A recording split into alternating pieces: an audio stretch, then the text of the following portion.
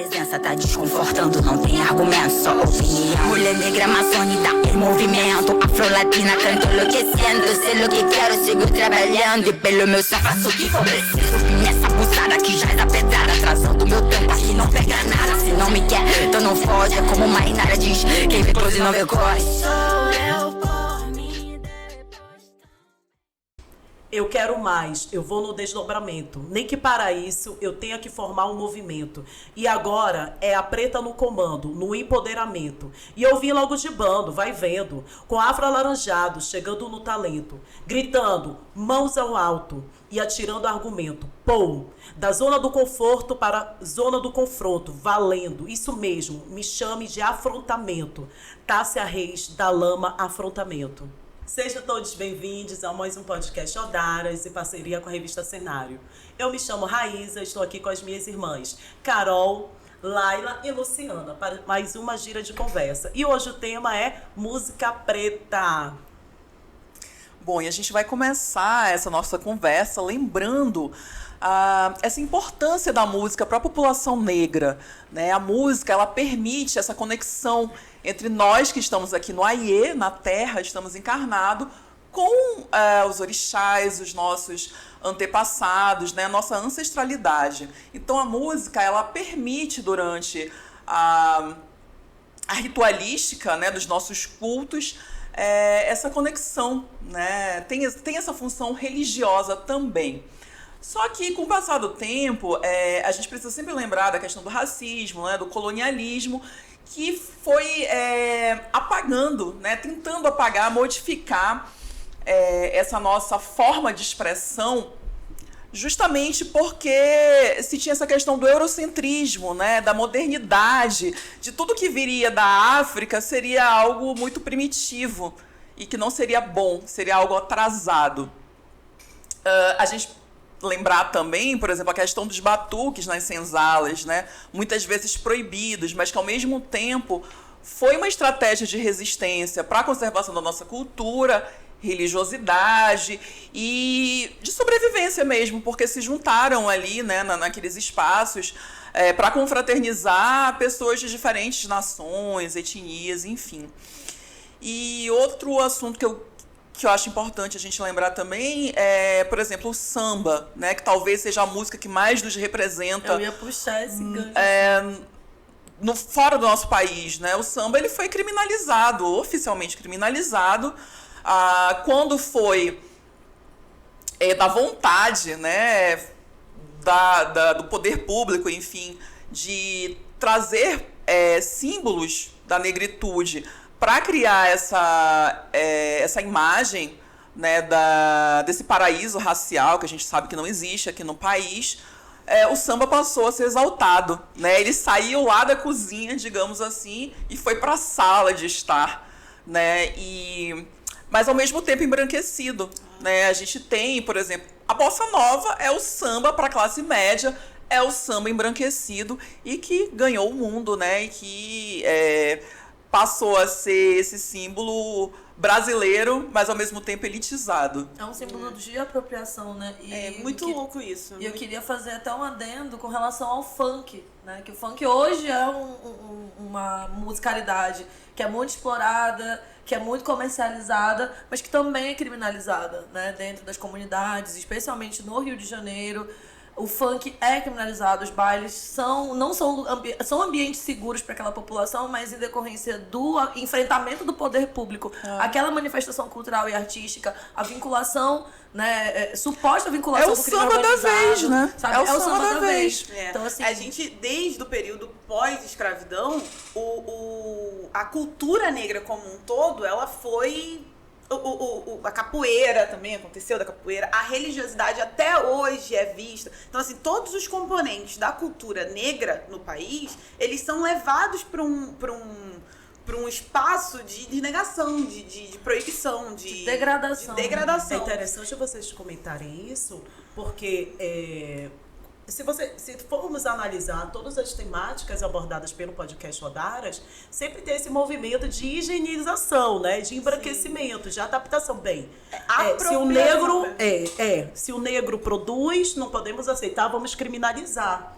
né? Vamos adaptar para os Mas antes, brancos. vamos pegar aqui um pouquinho para que Isso a gente mesmo. possa usar. Que- Isso é muito conceitual. Porque assim, para que a gente possa entender esse cenário, é melhor eu começar do comecinho. A cultura. O que é a cultura? A cultura, ela é a mistura de hábitos, o conjunto de hábitos, de compartilhamento, de conhecimento, que veio lá do início de uma história de um povo e que é trazida e vai repassando a cada geração. Então, assim, quando a gente fala de apropriação, a gente está falando de alguém que tenta tomar para si, por seus motivos, por mais banais que sejam, coisas que para outra cultura pode ser visto como, por exemplo, como sagrado. Então, assim, eu tenho um caso muito emblemático, que foi o que trouxe essa discussão de apropriação cultural para o país. Em 2017, uma determinada moça que estava passando por um processo de quimioterapia foi vista uma moça branca, foi vista num trem e foi abordada por umas meninas negras e surgiu essa questão de apropriação cultural. E aí, mais uma vez, como é característico do nosso podcast, o caso que toma repercussão é o caso que coloca o branco numa posição de, foi atacado, né? E quando, na verdade, ao longo de toda a nossa história, como a Luciana bem disse, a nossa cultura foi degradada, como a Carol falou. E isso não pode ser confundido com a assimilação cultural. Porque, vejam, a gente está num país mestiço. A gente está num país que tem influência de várias culturas. Então, é normal que aconteça uma espécie de simbiose. As coisas vão acontecendo e as pessoas vão vivendo culturas diferentes, adquirindo hábitos diferentes. Isso é um processo, como você explicou, de formação cultural. Né? Isso. E de uma certa forma, apaga a originalidade. A gente não tem como negar isso, né? A originalidade vai se perdendo. Só que quando isso é feito de maneira proposital, quando isso é feito para mudar, para embranquecer, para higienizar, isso tem um outro viés, que é o viés de comercializar a cultura de uma outra pessoa. Isso tudo, enfim, tem várias ligações com o capitalismo, com essa crueldade toda que a gente tem em cima da nossa cultura. Então, a cultura, ela é desvalorizada, mas antes da cultura negra ser desvalorizada, eles pegam o que pode ser comercializado e tentam jogar isso para a sociedade, banalizando, sem deixar ver, Laila, mas por que a pessoa não pode fazer trança, por exemplo? Não é que a pessoa não possa fazer trança, porque a cultura, ela não é uma coisa, como eu disse no início, pessoal, ela não é sobre uma pessoa fazer trança. A cultura, ela é uma formação de hábitos de um povo. O que essa trança representa? Agora, se você vai fazer uma trança, você precisa de um sentido, porque pra quem trouxe, e eu tô falando de tranças afro, pra quem trouxe essa cultura, pra quem viveu essa cultura, pra quem pertence a essa cultura, isso tem um significado. Resistência. Também de resistência, de sagrado, de valorização, de empoderamento, de luta, de autoestima, coisa que é tirada de nós constantemente. Eu vou só fazer um adendo, a gente já tava conversando no grupo mais cedo, tem uma música do Baco Exu que eu acho que resume tudo que a gente vai falar aqui, né? Tudo que antes era preto, tudo que antes era considerado do preto e do demônio, eu vou chamar de blues. O samba é blues, o soul é blues, o jazz é blues. Então, assim, a Sueli Carneiro até fala isso no programa, no episódio do Mano a Mano. Tudo que é bom veio de nós.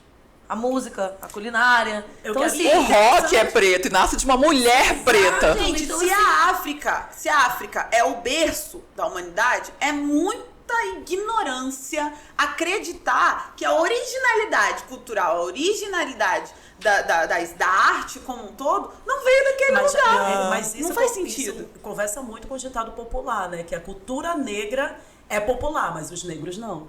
Né? Então fica muito fácil você querer higienizar, querer embranquecer, Você lotar um estádio pra ver um grupo de pagode branco cantando um pagode, uma coisa que conversa com um público que não é aquele público que se caracteriza, que se identifica com aquele som. Porque é muito fácil e é muito comum a gente ver eles falando mal de quem bate tambor e eles ficarem girando, gritando, eu sou da pele preta, graças a Deus, nos lugares que um amigo meu fala isso sempre, assim, quando ele frequenta o samba, ele é branco, né? Mas ele fala, cara, vai negona atrás de vai negona, tá tocando Identidade do Jorge Aragão e as gatas todas gritando. É isso, a música é identidade. O nome da música é identidade. Ela conversa diretamente com quem se identifica com esta identidade. E a pessoa pegar essa música, apontar pra sua pele, que Branca. não é negra, e dizer que ela é da pele preta e dá graças a Deus, eu não sei se ela não tá se enxergando, eu não sei de que Deus ela tá falando, eu não sei que ela tá fazendo ali. Então não faz sentido. Vocês não entenderam nada, brancos. Vocês não entenderam nada. É sobre isso. E as letras são sempre retratando o nosso dia a dia, né? Então, assim, é um dia a dia que essas pessoas, elas, usando uma palavra bem simples e sincera, tem nojo, né? Então, é muito curioso, né? Contraditório que elas se empolguem tanto. É como, por exemplo, eu estar na praia, né? Curtindo férias no Nordeste e as pessoas elogiando o meu bronzeado e dizendo assim, queria ter sua cor. Não Você queria. não queria, querida. Não queria. Porque é muito difícil ser mulher Eu hoje negra. respondo assim. É, eu o hoje que respondo vem assim. com a minha eu cor, acho tua né? cor tão linda, queria ter tua cor. Eu falo, você queria mesmo? Você sabe o que vem com a minha cor? queria Você mesmo, sabe o que com certeza. significa ter Acho essa que não. característica nessa sociedade, que pessoas como você só falam isso nessa hora da boca pra fora? Então é isso. E é sempre esse uma questão de sentido apreciação vazio. estética, sabe? Do tipo, te acho bonita, acho sua cor bonita, tipo, O me seu conheça. cabelo, Os adereços me são conheça. utilizados, os adereços que têm intenções sagradas, de respeito, de ancestralidade, de sagrado. poder, eles são usados só para fins estéticos. Eles são vendidos só para fazer dinheiro. E aí qual é o problema da apropriação? Não é só o apagamento natural, como acontece com a assimilação, com a aculturação. É que isso vende e dá dinheiro para quem? Eles vendem a nossa cultura e ficam com o nosso dinheiro? Sempre foi assim, amiga. Exatamente. Sempre foi E assim. a gente focou na questão da música, mas a gente também, por exemplo, vocês estavam falando dessa questão de roubar, né, a se apropriar, e eu lembrei da questão dos objetos, que hoje formam a maior parte dos museus mundo afora. São objetos que foram roubados de África, não só da África não, aqui do Brasil também. Eu fui ver alguns objetos aqui da Amazônia, de cerimônias que eu nunca tinha ouvido falar, eu fui descobrir em viagem para o exterior, entendeu?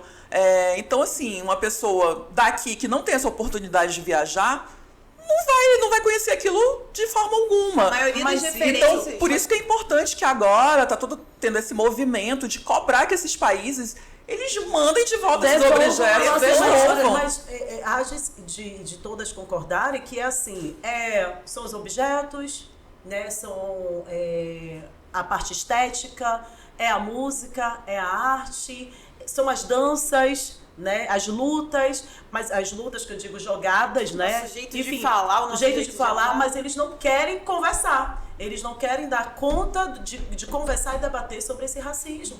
Isso que ela nos falou assola. me toca num ponto muito frágil, porque assim, fazendo uma pesquisa para a pós-graduação de História da África que eu estou fazendo agora, eu percebi que a maioria das referências artísticas que nós temos hoje, que vieram de África, que estavam em África, estão no Museu de Berlim, estão no Museu da França. E a gente não consegue, nem para fins de cultura, de vender cultura mesmo, de turismo, ter propriedade. Ter o dono da propriedade ganhando em cima daquela propriedade, né? A gente falou num outro episódio sobre os restos mortais da Sara, da Vênus de Tote. Eu esqueci o nome agora. Hottentote. Isso. E os restos mortais dela, depois de décadas, foram devolvidos para serem... Sabe? Isso é muito apagar, isso é violentar, isso é tirar literalmente de um povo aquilo que é dele. Então, enfim. E sem contar que rindo do nosso jeito de falar, né?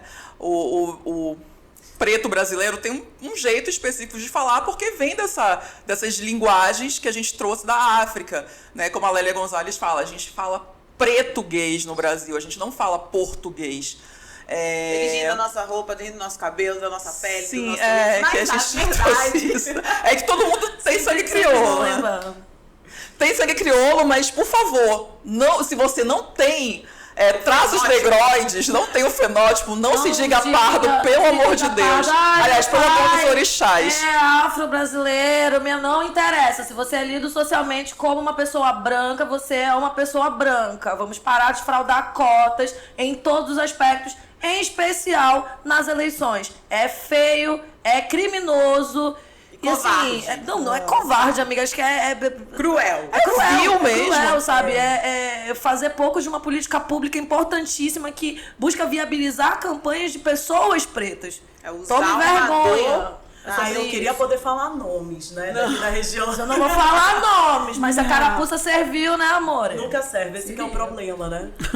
Vamos falar sobre artistas? Acho que a gente precisa falar sobre desvalorização de artistas, falar sobre algumas emissoras. Vamos. falar. Eu não digo nem emissoras, né? Eu adoro trabalhar com dados, né? Eu acho que dados enriquecem muito a nossa conversa, essa gira. Então vamos lá. Numa pesquisa, eu cheguei a um livro chamado Diversidade na Indústria da Música, um olhar sobre a diversidade étnica e de gênero nas empresas da música, de 2021. E ele traz alguns dados bem interessantes sobre essa ocupação da população negra na indústria da música. Então vamos lá. Primeiramente, apenas 5% dos cargos executivos são ocupados por pessoas negras. Já começa aí, né?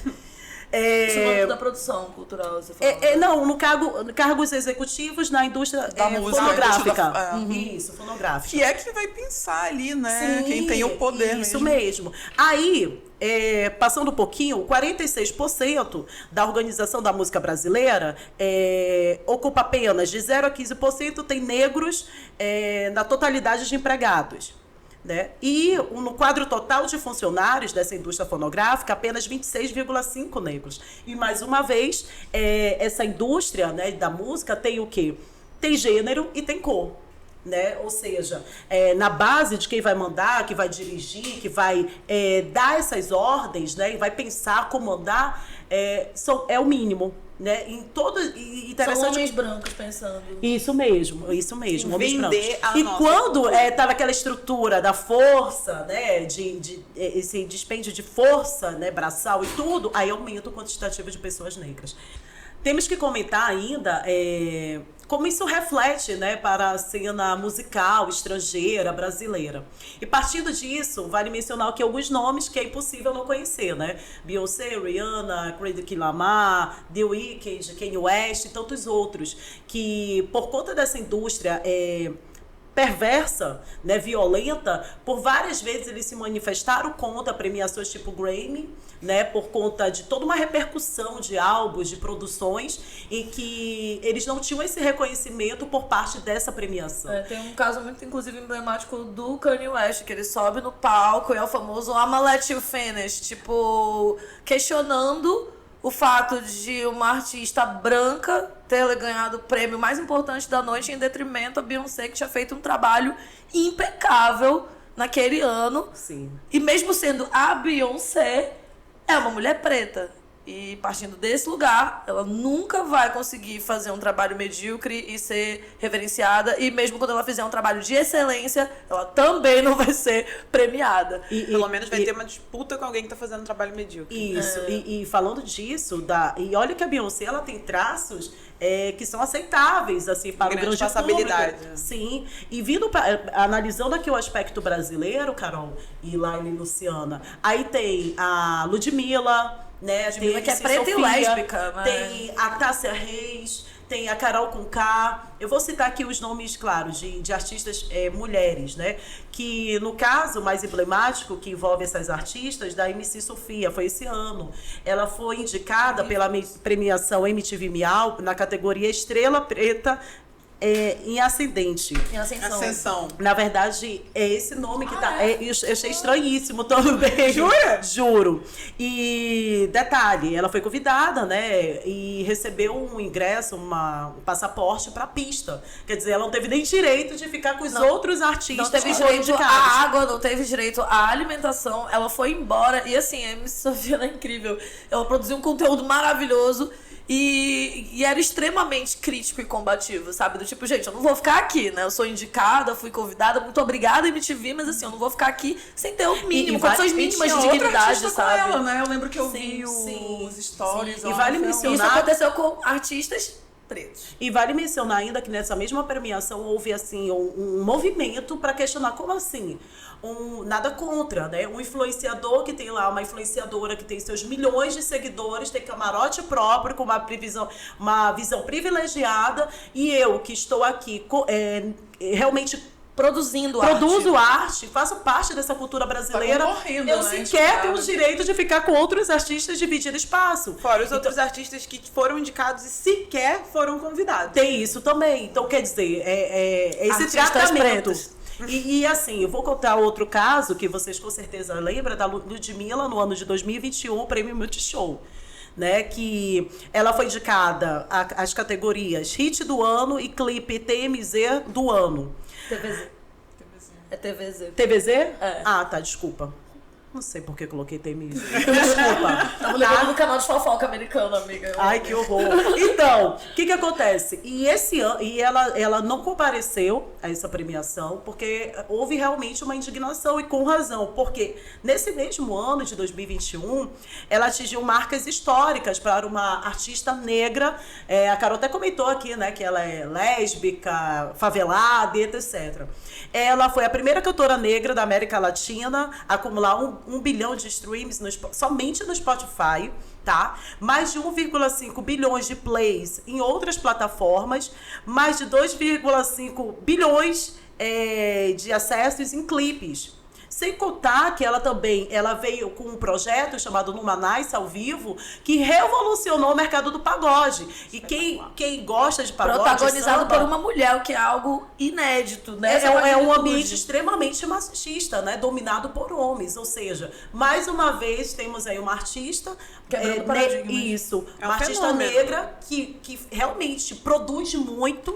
E Se muito vo- jovem, né? Jovem, e assim, se vocês assistirem as entrevistas dela, ou de pessoas que falam sobre ela, que tem essa convivência, todos falam que ela consome música o dia inteiro, extremamente estudiosa. Então conversa muito com aquela ideia que nós temos nós temos que buscar sempre o perfeccionismo, a perfeição. E mesmo quando a gente atinge um grau de excelência, podemos ser, sim, silenciados, apagados, esquecidos e por aí vai. Isso é um absurdo. E falando especificamente do Prêmio Multishow, esse ano, para quem não sabe, eu fui convidada a fazer parte da Academia de Jurados do Prêmio Multishow. E vários outros artistas, produtores, agentes culturais pretos foram convidados. E isso foi reflexo desse posicionamento da Ludmilla, né? Houve uma reformulação realmente na composição dessa academia de jurados para pensar em viabilizar realmente não é um alavancamento de carreiras, mas assim, realmente a projeção desses artistas e a valorização desses profissionais. Para quem não sabe, a Academia de Jurados do Prêmio Multishow, ela que dá hoje, né? Ela que dá a base para a votação aberta a público, porque antes a votação era aberta 100% desde o início. Então, assim, isso abria muita margem para grandes fandoms, como a gente chama, tipo, indicarem os artistas. Então, todo ano era alguém do sertanejo, Ivete, Anitta, porque são os artistas que têm maior número de fãs, né? Por razões de racismo, né? Exato. Então, assim, acaba que artistas que estão produzindo trabalhos muito relevantes, mas que não têm fandoms tão grandes, porque ainda não são tão... não tiveram suas carreiras impulsionadas dessa forma, acabam deixando de ser prestigiados, até mesmo em prêmios como revelação. Então, criou-se essa ferramenta da academia no sentido de tentar democratizar isso. Então, agentes da cultura, artistas e produtores culturais vão pensar em quem são os artistas que realmente se destacaram naquele ano. E eu falo, particularmente, eu e minhas amigas que estávamos lá, né, confabulando e traçando estratégias realmente para indicar pessoas pretas, nós votamos em todas as categorias, até nas categorias técnicas, em pessoas pretas. E isso foi um posicionamento que gerou um pouco de ruído de comunicação com algumas outras pessoas, porque, mas só pessoas pretas têm talento? Não é isso, é sobre prestigiarmos essas pessoas, porque é tão difícil a gente ver, mesmo sendo a Ludmilla sendo a Ludmilla, é tão difícil de vê-la nesse lugar, mesmo ela sendo hoje a artista preta mais famosa do país e tipo com uma carreira internacional, é tão difícil de vê-la nesse lugar. Num país desse que apaga as Sabe? informações nos navegadores de busca sobre pessoas que são protagonistas em determinadas séries, que dificulta o acesso do povo a essas pessoas. Isso não é mais do que uma reparação. E também nas categorias técnicas, sabe? Produtor cultural, instrumentista. Então, assim, produtor musical, desculpa, instrumentista. Então, assim, temos potências pretas em todas essas áreas. A música preta é incrível. E eu quero aqui fazer um adendo sobre a música preta nortista. Consumam o norte, gente. Nós temos uma cena musical efervescente aqui no Amazonas. não só no Amazonas, mas também com todos os estados da região norte, né? Inclusive, quero aqui fazer menção honrosa a Vitor Xamã, que estará no Rock in Rio. Quero fazer menção honrosa a Karen Francis, que estará no Primavera Sound. Vai ter nortista sendo alavancado a nível nacional, sim. E, na volta do intervalo, teremos uma convidada muito especial, que é uma artista que eu amo e admiro demais. Então, fiquem conosco e até daqui a pouco.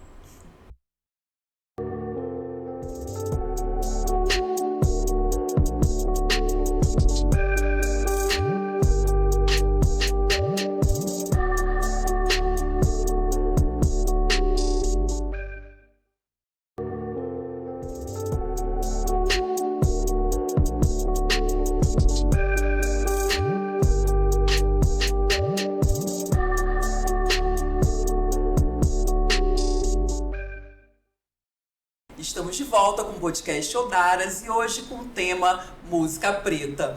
E agora a gente vai começar a nossa gira de conversa e com ela, nossa rainha que dá voz à abertura do nosso programa, Ana Suave. Seja bem-vinda! Maravilhosa! Seja bem-vinda! Obrigada, Ana. pretas. Eu tô muito honrada de estar aqui nessa mesa que hoje está, assim, muito bonita. Bonita demais, não é mesmo? Porque vocês são muito lindas. Obrigada. Obrigada, meu Nós amor. somos. Então, bora começar tu te apresentando. Quem é Ana Suave? Gente, eu conheci a Ana muito novinha ainda. Ana Carolina. Ela era a Ana Carolina ainda. Eu sou muito fã, então assim, eu vou passar boa parte do episódio bem assim. Ouvindo ela falar. Fã. Bom, então, a Ana Suave, né? Eu sou manauara, nascida em Manaus. Sou Ana Carolina, mas há 7 anos eu me mudei para Belém do Pará e foi lá que a Ana Suave aconteceu, nasceu. Então, eu me considero essa artista, né, que é da cena musical paraense, da cena poesia do Pará. Mas uma artista nortista também pela minha ponte, né, por ser manauara, por ter as minhas raízes fincadas aqui também. A minha família toda é daqui, mora em Manaus, em Belém. Eu sou por mim e depois também, porque eu não tenho ninguém. E esse processo aconteceu devido à minha inquietação. Eu sempre fui uma jovem muito inquieta e eu sentia que eu tinha muita coisa para falar.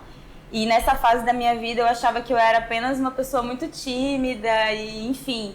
E por isso, inclusive, eu fiz a faculdade de jornalismo, eu sou formada em jornalismo, foi assim que eu conheci a Luciana, a gente trabalhou juntas. Que legal. Eu acho que era nessa tentativa de tentar me comunicar de alguma forma, sabe? E por esse processo da escrita, né? E a partir disso eu acho que eu vi que não era o suficiente, não dava conta. Eu só escrever, eu acho que existe um teto de como eu consigo me expressar por meio dessa linguagem, sabe? E aí eu consegui um intercâmbio pela universidade. Eu fui parar na UFPA, na Universidade do Pará, por 6 meses. Foi aí que eu conheci Belém. E foi bem aleatório, assim. Perguntaram pra onde eu queria ir, eu olhei e falei assim, eu quero ir pro Pará, quero ir pro Belém. Fui pra lá, me encantei muito com a cidade. E fui num movimento de coletivo cultural e tudo mais. Me conectei com a cidade de Belém, pulsa muito. É uma cidade muito efervescente culturalmente, né, pela sua raiz cabana também, a galera é muito sangue no olho, então é muito agitada. E acho que essa energia se encontrou com a energia que vivia aqui dentro de mim. E aí nesses encontros eu adentrei no movimento hip hop. E aí pra mim tudo fez sentido. Foi aí que eu me encontrei, porque é um movimento muito interseccional, assim, né? A gente tem negritude, a gente tem juventude, a gente tem as questões de classe que são colocadas, mas mesmo assim eu via que tinha uma presença ausente das mulheres, assim, eu falei, essa é a minha brecha. E aí eu voltei para Manaus, comecei a frequentar os espaços também do rap, do grafite, e aí percebi que também era uma problemática, assim, eram poucas mulheres, e as que tinham, elas eram muito hipersexualizadas, eram muito machistas, assim, e eu ficava assim, cara, que grande contradição, né? Assim, mesmo dentro de um movimento que é político, que é subversivo, é isso, a gente não está numa sociedade paralela, né? O movimento hip hop, assim como outros movimentos que nos representam, eles também bebem das opressões sociais, eles também são atravessados também por essas total, opressões. não é tipo assim, estamos aqui num mundo paralelo onde tudo funciona, não, gente, a gente está na mesma sociedade, a gente foi criado por essa sociedade, entendeu? Estamos, infelizmente, passivos a sermos racistas em algum momento, machistas em algum momento, transfóbicos, enfim. E se a gente não reconhecer isso, a gente está perdendo tempo, a gente está numa grande falácia aqui, sabe? A gente precisa reconhecer e fazer algum movimento de contraposição. E aí, eu tinha combinado comigo que assim que eu me formasse em jornalismo, que eu pegasse meu diploma, eu ia voltar para Belém. E eu fiz isso literalmente 3 dias depois. Eu peguei meu diploma, 3 dias depois eu tava em Belém. Que legal. Falei, tchau, gente. E fui pra lá. E aí, nisso, eu queria começar um movimento de rap só pra mulheres. Só pra mulheres. Eu queria fazer isso com mulheres, para mulheres. E aí, eu falei assim, tá, mas eu não rimo, eu não canto, eu não... Como que eu vou fazer? Não cantava, não sabia que Exatamente. Eu falei Mas assim, Ana, tu já vinha da dança, porque eu lembro que você fazia balé e foi uma das coisas que nos aproximou, porque eu também vim da dança. Sim, eu venho dessa veia artística desde pequena, assim, né? Eu comecei a dançar com 9 anos de idade. O meu pai, ele era pintor, então eu fui muito apresentada ao mundo artístico pelo meu pai, assim. Isso é muito característico, né, do povo preto, né, cara? Eu acho que todo mundo aqui tem uma vivência com música, com cultura. E meu pai, ele fez um trabalho de familiar, base muito importante, inclusive. Ano passado eu dei uma entrevista que vieram me perguntar de onde tinham vindo minhas referências. Foi muito engraçado, porque eu nunca tinha parado pra pensar de fato. Assim. E, gente, o meu pai, ele tinha um rolê de todas as sextas-feiras, ele me sentar e falar assim, vamos escutar música juntos. E aí, o que ele colocava? Ele colocava, tipo, Donna Summer, Tina Turner, Nossa, a Whitney, tipo assim, maravilhoso. Tipo assim, essas são as divas. A o meu base pai, vai vir forte. o meu Com pai me certeza. chama de a minha Donna Summer. Ele sempre me chama assim, é muito Foi a coisa engraçado. mais linda o teu show nas pós, que os teus pais estavam lá, gente. Chorei tanto, velho. Muito lindo. E aí eu fiquei, cara, o meu pai, ele me doutrinou real aqui, sabe? Assim, tá aqui, ó, da onde vem tudo isso, a minha diva pop, que também, que eu tenho uma diva pop aqui dentro, assim, vem tudo daí, desse mundinho que papai plantou na minha mente, entendeu? E aí, chegando em Belém, eu fiz um trabalho de ir para os eventos, reconhecer as mulheres que estavam fazendo rap na cidade, me conectei com elas. Paralelo a isso, eu já conhecia o movimento do slam, que é um movimento de poesia falada, né, que ele vem dos Estados Unidos, do slam poetry. E eu falei assim, bom, o que o rap é? O rap é ritmo e poesia. É uma poesia que ela é musicalizada para virar um rap. Eu vou começar por aqui, já que eu não canto, já que eu não faço a mínima ideia de como é que faz um rap, mas eu escrevo desde pequena, né? Enfim, passei por um processo acadêmico que me deu uma técnica ali, né? Me instrumentalizou para fazer isso também de alguma forma. Bora lá. E aí foi muito bizarro, assim, porque a gente saiu de um lugar que era tipo assim, não tem mulheres na cena, não tem mulheres, assim, elas têm muita vergonha pra, tipo assim, do nada, 30 poetas, 30 MCs, tipo assim, não Criar tem. a nossa cena, né? Não tem. Faltando chamar, né? Oportunidade Exatamente. de espaço, né? Exatamente, assim. E aí, junto de outras parceiras, eu criei o primeiro grupo de slam da região norte, né, que foi o Slam Andaras do Norte, e só feito por mulheres, para mulheres. Isso pra mim é muito emblemático, porque ele foi o primeiro. Escravidão só mudou de nome, mas isso a história não conta. Vem com essa cara pálida, sonsa, me dizer como está pronta para ser recatada do Lai Santa. Ana, eu queria saber, quando você fala em região norte, é o quê? É o Amazonas e o Pará ou tem outros estados? Você conseguiu se conectar com outros poetisas, né? De outros estados ou não? Até sim, porque tu fala em mulher amazônica, né? E É. a gente também se estende, por exemplo, Sim. Colômbia, Bolívia. Sim. Eu já vi que algumas músicas tu tem alguma pegada, né, do espanhol. Então, como Sim. é essa conexão? Tá, nessa perspectiva de ser o primeiro grupo da região norte, sim, a gente fez esse trabalho de pesquisar, né, se tinham outros grupos e realmente não tinha. E era uma iniciativa, o movimento do slam já estava muito efervescente no Sudeste, assim, já tinham, sei lá, mais de 50 grupos e não tinha nenhuma iniciativa para cá. E Isso a gente... é totalmente incrível, né? Infelizmente, porque o norte fica esquecido, né? Com relação a essas novas tendências. Sim, e a gente fez um trabalho de base, inclusive, de apresentar a cultura do slam lá em Belém, assim, que a gente falava slam, as pessoas falavam assim, slam? Nossa parada de religião. A gente brincava sobre isso, inclusive, a gente brincava, olha, gente, não é sobre Pera lá, isso, pera tá? lá. Aí a gente explicou, e aí foi muito bacana, porque nesse mesmo ano a gente conseguiu fazer um intercâmbio com o grupo Islã das Minas SP, que era um dos grupos mais fortes. Elas foram para Belém, fizeram uma oficina, apresentaram como que montava um grupo de Islã. Então, a partir disso começou a surgir outros grupos. E aí a gente ficou sabendo de um grupo que foi criado em Boa Vista, e depois aí já surgiu um aqui em Manaus, e a gente falou, cara, é isso, entendeu? Tipo, tem que começar, né? E aí, isso foi bem especial pra mim, assim, é uma parte da minha história. Então, a partir disso, eu começo como poeta, e depois sou provocada por essas parceiras. Eu falo assim, e aí, mana, não cantam, não? Cadê tua voz? Cadê tua voz, Miriam? E eu morrendo de... Gente, eu pegava o microfone, eu perdia toda a minha dignidade, eu esquecia meu nome, era uma coisa assim bizarra. Eu segurava assim, com as duas mãos, porque se eu segurasse com uma, era um negócio bizarro, assim, eu ficava muito nervosa. E eu falo sobre isso, assim, eu digo que eu reaprendi a falar.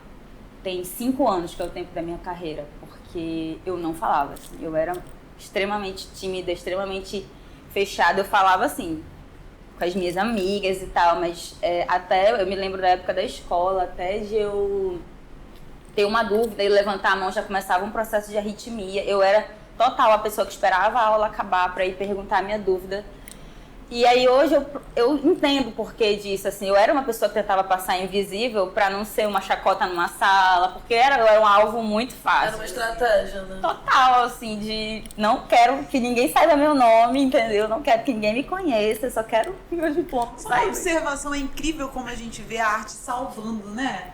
A gente vê que a arte, ela faz isso. Muita gente fala, eu era uma pessoa tímida e tal, e você coloca essa pessoa no palco, aí, pum, Ana suave. Vira uma potência, né? Total. Potencializa demais. E Ana, eu queria explorar um pouco mais sobre essa questão do cenário musical, artístico do norte, né?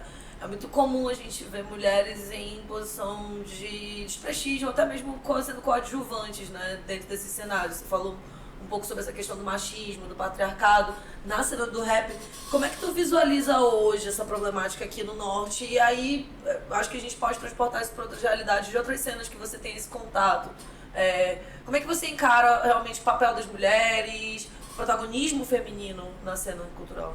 Sim, além de MC e poeta, eu também sou produtora audiovisual, né? Faço direção. Arrasa, tá? Eu tenho uma produtora também. E eu acho assim, a gente com certeza tá bem melhor do que antes. A gente já esteve numa posição bem mais difícil.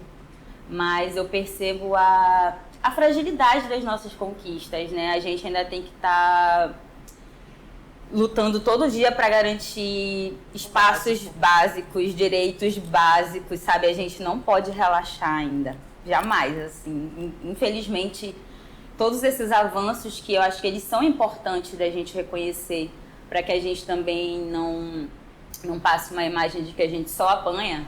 A gente ainda tá apanhando bastante, mas a gente também tá batendo. Isso é legal. Você tá vendo minha cara? Imagina como violência. A resposta é violência. Ei, eu queria... olha, o meu personal falou que reação não é agressão. Exatamente. É defesa. Não confunda a reação do oprimido. Foi o personal. Foi o meu personal que falou.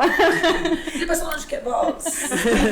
Sabe o que eu queria saber de você? Você falou sobre espaços serem poucos, né? Essa questão de resistir, de bater, de apanhar e etc. O que te move? Cara, a raiva. A raiva me move bastante. Qual tipo de raiva, Ana? Cara, eu acho que a raiva de saber... fazendo um link, né? Inclusive com o que a Carol me perguntou e que eu tava falando. Acho que é a raiva de saber que eu não tenho o privilégio de ser medíocre ou mediana. Eu tenho que ser extraordinária em tudo que eu faço, sabe? Para eu poder ter o básico, para eu ter o mínimo. Eu preciso ser extraordinária, não sabe? Descansar. Eu não posso descansar, eu não posso fazer o básico e esperar ser reconhecida. Isso é algo que me chateia extremamente, assim, tanto na parte enquanto artista da música ou como produtora, a gente olhar para um cenário e eu sei que isso é delicado de ser dito. Um gatilho. É um gatilho. Mas eu acho que é importante a gente falar também, sabe? Porque é dor, né? Exatamente, E a existe um nossa? esforço, e existe um esforço que ele é feito 3 vezes, 4 vezes mais, só porque eu sou quem eu sou. Então, nessa medida, eu ver uma pessoa, um artista, né, enfim, uma pessoa branca fazendo algo, fazendo de qualquer jeito e tendo um reconhecimento 3 vezes maior que o meu, isso é muito desrespeitoso com a minha existência. Isso me engatilha muito, isso me dá muita raiva, mas isso é o meu... Infelizmente, é o meu combustível, entendeu? Porque eu vou lá e vou fazer assim, Mori, entendeu? Então Estou tá. aqui, vamos lá, entendeu? Vou trabalhar bastante e gosto muito de pensar que todas essas conquistas que eu tenho, né? Eu sou uma artista que está há 5 anos no cenário e uma colega de profissão até falou assim, Ana, tu não subiu degraus, tu voou degraus, né? Porque em 5 anos eu sou uma artista natura musical, eu sou primeiro lugar em festivais que eu participo, entendeu? Tipo, já me apresento fora. Final do ano eu tô no Sesc Pompeia fazendo show em São Paulo. Então, assim, muita coisa aconteceu em 5 anos porque é muito trabalho, é muito comprometimento. E Tu tinha muita coisa pra dizer. E a raiva fez ela dar um impulso, ela não voou, ela pegou um impulso forte e foi pra cima. E eu isso tava aí. lembrando, né, assim, se não me falha a memória, é a Bell Hooks que fala sobre isso, sobre usar a raiva como estratégia, né, mulheres negras têm muito isso, e a gente tem que saber canalizar isso para alguma coisa que a gente possa justamente trabalhar em prol das nossas pautas, né, e eu acho que até, assim, Odaras nasce um pouco disso também, né? Nossa, total de inquietação e de raiva, essa gente. indignação. As pessoas costumam falar assim, nossa, você não tem medo de estar como ativista do movimento negro, né? E dar certos tipos de entrevista e tal. Mas assim, o medo é constante. A gente vive com medo Calada, a de gente continua com medo. eu acho que inclusive é uma coisa que tem na trilha de abertura, né? Hino, que eu falo, o que me dá medo é o que catalisa, né? O que é um catalisador dentro de um processo químico? Ele é algo que acelera, né? Ele catalisa, ele faz uma coisa ser mais rápida. Então, acho que eu tenho isso no meu processo, assim, quando eu percebo que eu tô com medo, claro que tem um bom senso de eu saber o que eu posso fazer e o que eu não posso, mas dentro dessa inteligência emocional, eu penso assim, por que eu tô com medo? O que vai acontecer aqui, entendeu?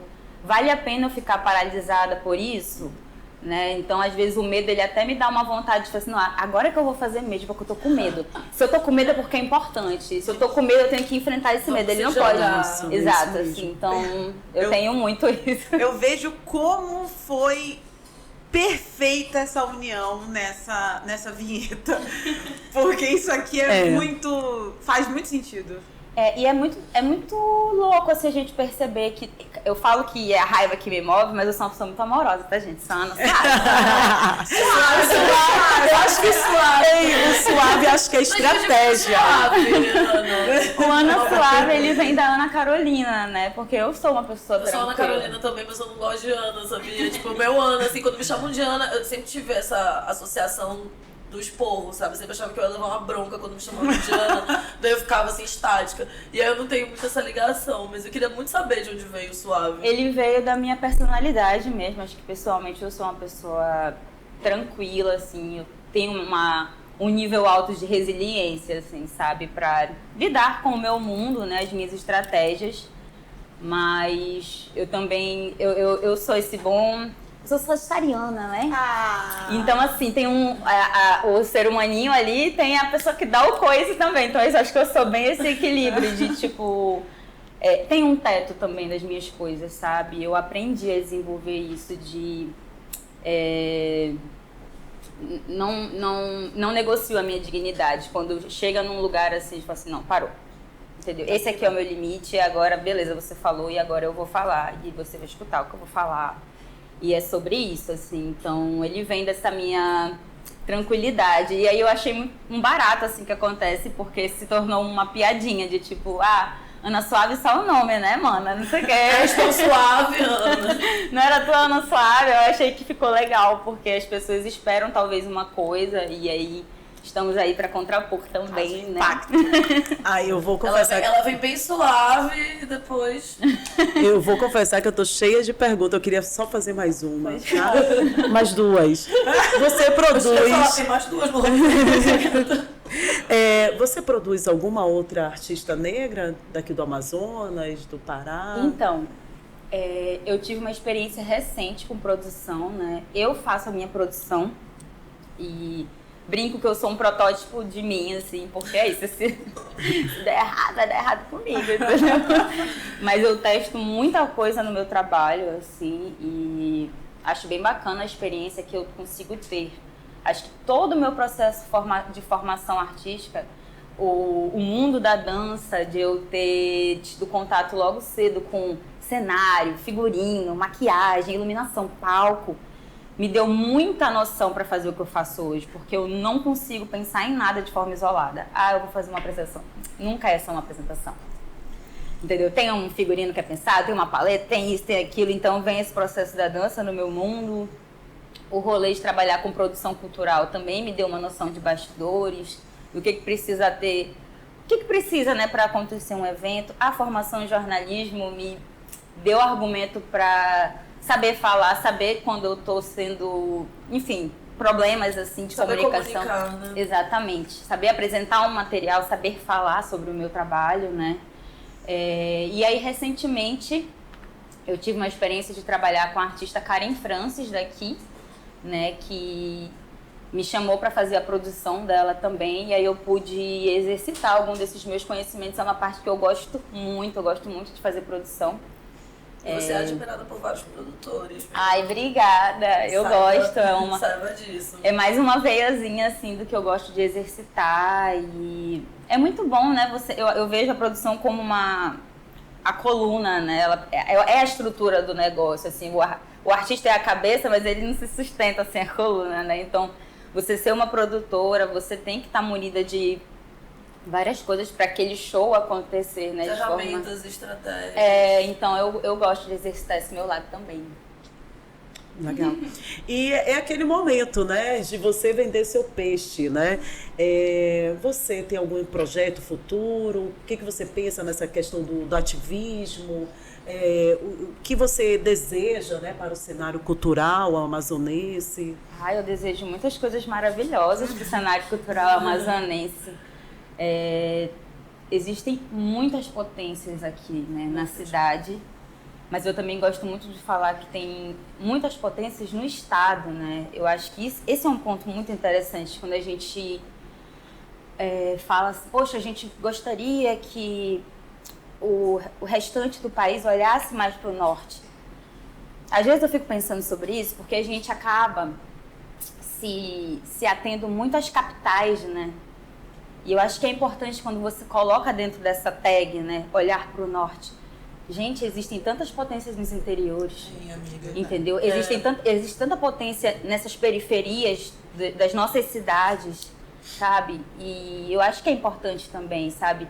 Parintins não existe só no meio do ano. A gente tem artistas lá que são contratados de forma nacional, internacional para fazer o seu trabalho. São Gabriel da Cachoeira também. Exatamente. Gente, eu tive aquela experiência de viajar para Borba, né, para dar uma aula lá e tudo, uma questão de direitos humanos. Os alunos do SESC de lá, eles iam te amar. Deve conhecer. Me leve pra Borba. Sim, eles trabalham muito bem com rap. Eu fiquei... Porque eles pegaram essas temáticas que eu levei e transformaram em poesia.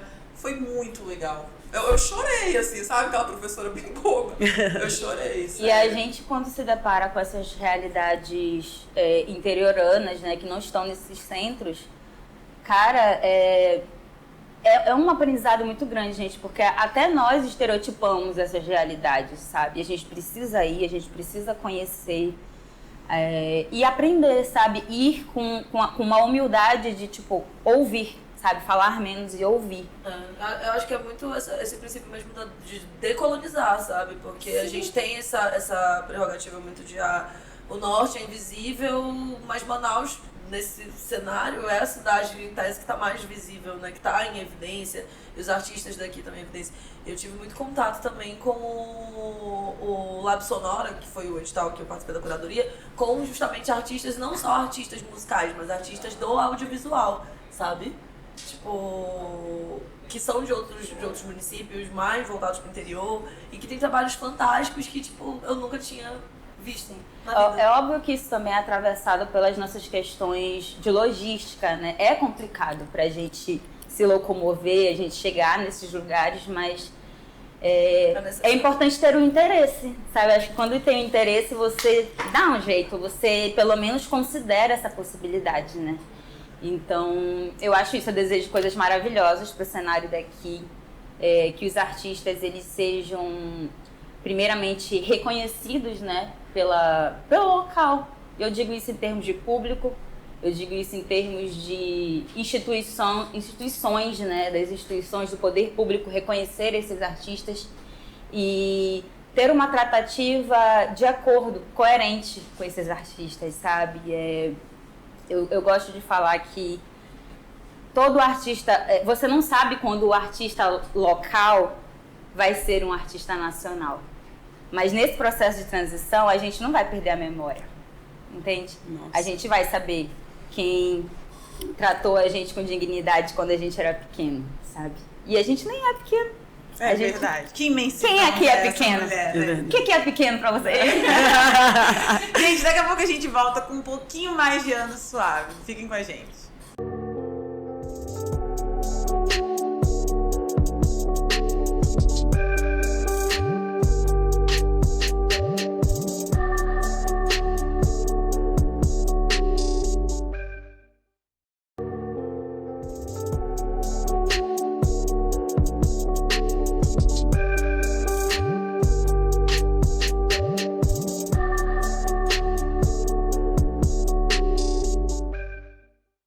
Estamos de volta com mais um episódio do Podcast Odaras. Hoje nós estamos aqui com a nossa maravilhosa Ana Suave, mas não tanto.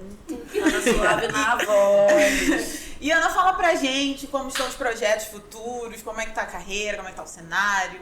Perfeito. Bom, gente, eu lancei finalzinho do ano passado meu primeiro EP que se chama Eva Grão. Então já quero deixar aqui o convite para vocês irem ouvir, porque está disponível em todas as plataformas de reprodução streaming. Então, escolhe a tua favorita, vai lá e procura Eva Grão, Ana Suave, Taca ok? stream. Safou. E esse ano, 2022, é o ano em que eu tô lançando o meu álbum, que é em parceria com outra artista lá de Belém do Pará, que é a Bruna BG. É o nosso álbum pelo Natura Musical. A gente já lançou até agora 2 singles, que é Mercancias, que é um single que fala sobre violência sexual na perspectiva de meninas e mulheres da região norte. Então, é uma música denunciativa muito importante.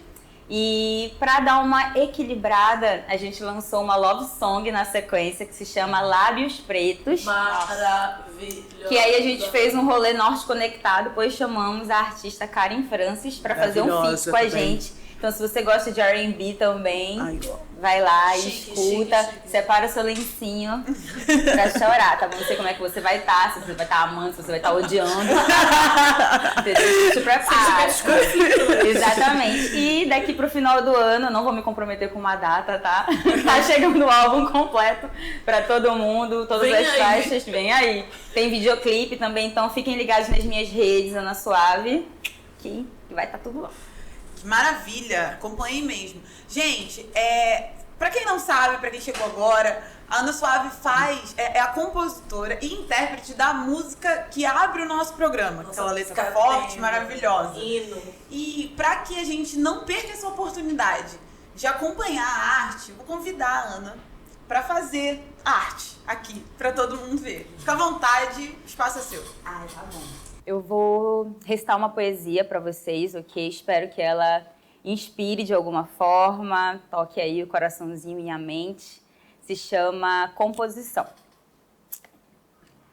Para você, o que diferencia quem acontece de quem faz acontecer? Ao meu ver, existem as opções, ao passo que existem as oportunidades. A possibilidade de eu testar todas as minhas vontades. Ir e voltar, tentar e parar, errando, acertando num processo não linear. Entendendo que para saber o que eu quero, eu preciso testar, no meu ritmo, impiedosamente intrínseco com as verdades do meu coração, onde só importa uma única opinião, a minha. Eu sei, dá medo, lidar com uma mulher que sabe sobre a sua potência. É incrível como o fato de eu ser assertiva, decidida, facilmente é confundido com soberba, arrogância e prepotência. Mas se fosse um cara falando, seria diferente. Afinal, um líder nato que fala alto, agindo naturalmente. Há dias em que eu me sinto dormente. São tantas as pancadas nessa minha caminhada que tem vezes que nem dói. Melhor ficar calada. Esse pensamento dura 1, 2, 3 badaladas. Calada. Encontrei nas rimas e melodias o propósito para ser quem eu sou. No exercício de recordar, sei bem quem foi olho no olho e eu sei quem duvidou. Me afaga pensar que estou perfeitamente predestinada. Não que isso me tire o sabor da escolha. Eu jogo areia, bato a massa, faço a estrada, a caminhada, criadora e contadora das minhas próprias histórias no meu ritmo e ninguém me para, sabendo que eu sou filha de Zumbi e o orgulho de Dandara. Que isso, minha gente! Ana, aproveita e fala do teu livro, amiga. Ah, é verdade. São tantas coisas. Já foi, gente. Tchau. Tchau a todos. Ainda tem mais! Fala do teu livro! Então, gente, eu fui convidada a fazer parte de uma antologia poética que se chama Querem Nos Calar, Poemas para Serem Lidos em Voz Alta. É uma antologia que conta com a participação de 15 poetas do Brasil, eu sou uma delas, organizado pela poeta Mel Duarte, com prefácio escrito pela Conceição Evaristo. Então, assim, Só, tá, gente? Vai, eu acho que eu não preciso falar mais nada. E a coincidência é que ontem eu tava lendo, ontem à noite, Becos da Memória, que é da Conceição, que eu não tinha lido ainda. Eu vou contar a história. A minha história com esse livro foi: eu tava num show da Ana na Expost, ela falou: eu tô participando de uma antologia poética. Eu abri assim no site da Amazon na hora e comprei o livro. Assim, 3 dias depois chegou e foi um afago, sabe? Ai, gente, que maravilha, É que isso. honra. Muito obrigada pela presença. Vocês podem continuar consumindo Ana Suave, toda a sua arte nas redes sociais. Consumam também Odaras, a revista Cenário. Acompanhem essas mulheres que não têm medo de falar, que sabem sobre suas potências. E fique conosco, a gente volta numa próxima vez para dar uma continuidade nessa gira de conversa. Axé, meninas! Axé!